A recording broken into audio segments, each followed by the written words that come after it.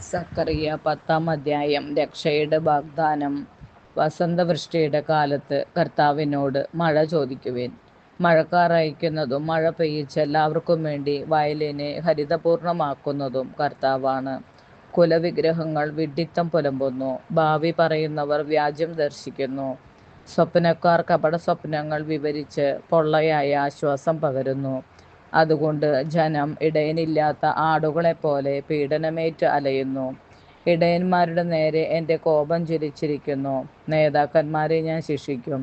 സൈന്യങ്ങളുടെ കർത്താവ് തൻ്റെ അജഗണത്തെ യൂദാഭവനത്തെ പരിപാലിക്കുന്നു. അവിടുന്ന് അവരെ ഉദ്ധതമായ പടകുതിരയാക്കും. അവരിൽ നിന്ന് മൂലക്കല്ലും കൂടാരക്കുറ്റിയും പുറപ്പെടും. പടവില്ലും രാജാക്കന്മാരും അവരിൽ നിന്ന് വരും. ശത്രുക്കളെ തെരുവിലെ ചെളിയിൽ ചവിട്ടി അരയ്ക്കുന്ന യുദ്ധവീരന്മാരെ പോലെ ആയിരിക്കും അവർ.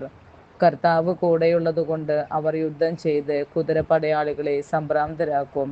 ഞാൻ യൂദാ ഭവനത്തെ ബലപ്പെടുത്തുകയും ജോസഫിൻ്റെ ഭവനത്തെ രക്ഷിക്കുകയും ചെയ്യും.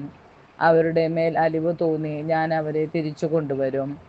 ഞാൻ ഒരിക്കലും തിരസ്കരിച്ചിട്ടില്ലാത്തവരെ പോലെയായിരിക്കും അവർ. ഞാൻ അവരുടെ ദൈവമായ കർത്താവാണ്. ഞാൻ അവർക്ക് ഉത്തരമരുളും. എഫ്രായിം വീരയോദ്ധാവിനെ പോലെയാകും.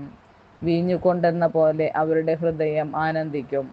അവരുടെ മക്കൾ അതുകണ്ട് സന്തോഷിക്കും.